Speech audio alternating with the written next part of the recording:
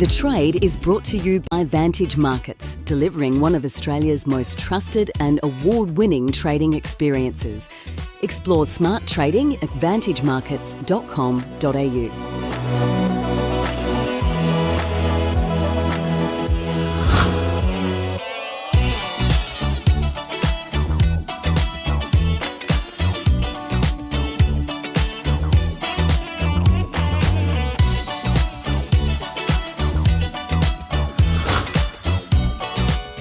Hi there, welcome to The Trade on this Tuesday morning. Let's get you across what traders are watching. And the Canadians have gone to the polls, voting in the election. We should start to get some of those results coming in quite soon, so we'll keep an eye trained on that. It came as the US President Donald Trump continued to troll Canadians, essentially saying they should vote to become the 51st state.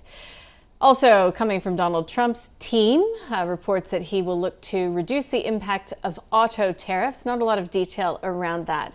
IBM says it will invest $150 billion in the United States over the next 5 years as part of Trump's push to get more investment in the United States from these big U.S. corporates. Barclays, meantime, is lowering its Brent crude forecast by $4 to $70 a barrel. And gold prices reversed course on Monday to edge higher on Bargain Hunter. Let's get, though, into the macro, though, and what that means when it comes to the technicals on the crosses. Nick Twidale from ATFX is joining me now. Nick, hi, welcome. Thank you for having me. Wow, there's a lot going on the macro side of things. First, with this Canadian election, have we seen it playing out in the CAD at all? Sadly not. No, I think the CAD's been trading like a 12-point range today so far. So sadly, I don't think how the Canadian election and probably the Australian election, I have to caveat with, is going to have too much an effect on the Canadian dollar or the Aussie dollar. I think, unfortunately, the loonies future is going to be settled south of the border. Yeah, we had CBA yesterday calling a recession for Canada, and actually now calling for 3 more 25 basis point rate cuts this year alone.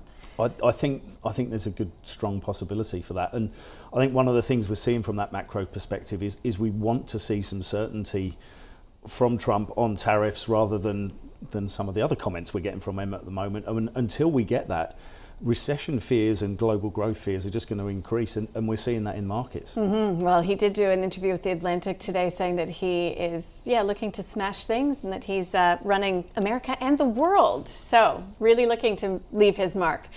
Now, the Aussie through the overnight was buoyed by, I suppose, US dollar weakness. So what was behind that? It was just US dollar weakness. And I think it's probably only a few short days ago we were in here and I was looking for Aussie weakness. It's still weak on the crosses, and as you can see from the technical chart, it's just approaching. It's really struggling to broach that 200-day moving average. In the blue, right? In the blue, yeah. That's around 64.60 now. It hasn't really touched, but we've seen a lot of consolidation around this 64 level. There's some options interest. I think from that macro perspective, it's like we were just saying. It's we want that certainty, and until we get certainty, then I think haven trades are going to continue. And part of that haven trade now is a move away from dollar. And that's kind of where we're sitting, but we're going to see more volatility on these updates.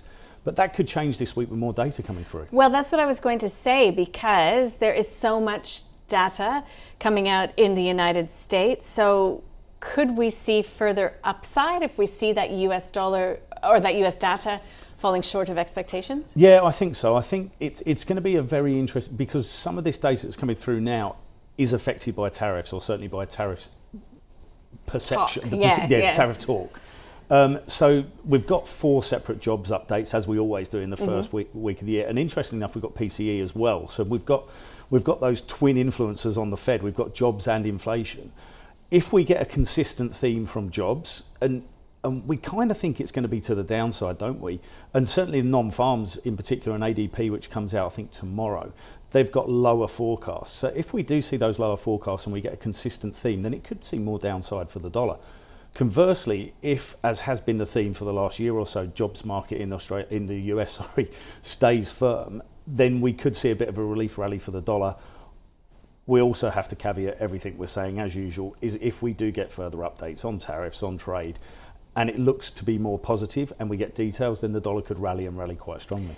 Well, it's so interesting to look at how the performance of all these different currencies have gone, because I do know that sterling even is moving towards its strongest monthly gain, I think, since 2023, in quite some time anywhere.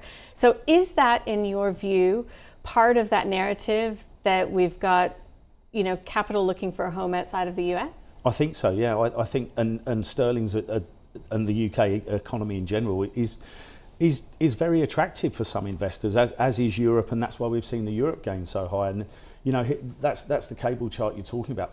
I think when we're talking about these currencies, and it's a bit boring, isn't it? But we're talking dollar weakness rather than sterling strength, because sterling certainly have had a big move down against euro over the last couple of months as well. But we're hitting these quite interesting levels on all the majors. And so what's that red line at the top? That's the upside resistance? That's a topside longer term resistance, and it comes from way back past the chart. As you can see, I think it's sort of like well back in 2020. It's topping out around those levels, and as you can see, we had highs back there in Q3 24, easy for some to say. If we get a firm break, and that would be with dollar weakness, I think it's an easy break from a technical perspective for cable, and especially cable, because liquidity conditions are similar to the loonie. It could go to 140 very quickly, and this week could be the catalyst that sees things like that happen. And same story for euro, because we've seen this surge. Could that bring the ECB, you know, bring forth further cuts? Well, I think the issue is yes and no, because you're getting this euro strength in there as well. But they're looking. Everyone's really. All central banks are stuck between a rock and a hard place, as is the Bank of Japan later this week. They've really got to try and digest a lot of moving factors and a lot of uncertainty. So I think they have to go, and I think we've got German inflation out, which could be a real key factor for the ECB this week. But if that comes in a little bit weaker, then we've got to look that there could be another cut in the near future for the ECB. We could be looking at the Bank of England and even the Bank of Japan, where we're looking for a hike. We've got to keep an eye on their inflation data as well. They're still concerned, but they're concerned with global growth. But Bank of Japan, they're probably, and I've skipped ahead a that's chart okay. Let's bring already, up the yen. Yeah, that's okay. The Bank of Japan, they've got the issues that they've still got very sticky inflation. And the difference between them is we think the Japanese are further advanced in talks with the US on trade talks, and that can only be a good thing for them. So there's a possibility that I don't think we're going to see a hike from the BOJ this week, but we could see more hawkish rhetoric than maybe we'd be thinking we were going to get. And so we could see, it's an easy call, more volatility in the yen this week. But yen's moving percentages on a day. It did another 0.9%, I think, last night to the downside on haven buying. We could see the opposite move come by Thursday if we get a more hawkish Bank of Japan. Incredible. So last week when we chatted, we were talking about, you know, some of the traders on the desk. Are they pulling their hair out? Are they excited by all the opportunity? I think it depends on how you go on each individual day. You get excited by the opportunity when you're making money, and then a lot of time, if you get caught, you're getting caught in horrible markets at the moment. And even, I think we said it last week, this volatility is huge, and we're looking at charts like that, and the moves don't look too big, but it's because they're on the longer dated stuff. And like yesterday, we've got over 100 points in dollar yen, and that you're losing a few hairs. I think it's tough times for guys out there, and they generally, what you'll find on the desk is they'll have adjusted to these conditions already, so they won't be holding on to positions for too long. If it moves the wrong way, they have to get out and maybe stop reverse, and it's challenging trading conditions is what I'd say. Well, you still look cool, calm and collected, so thanks for joining us today. I don't have to do it anymore. Yeah, Nick Twidale joining us from ATFX. That's the trade for today. Stay with us.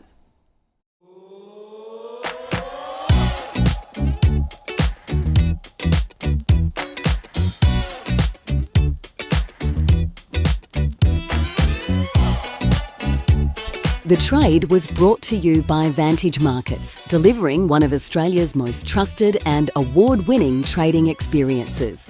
Explore smart trading at vantagemarkets.com.au.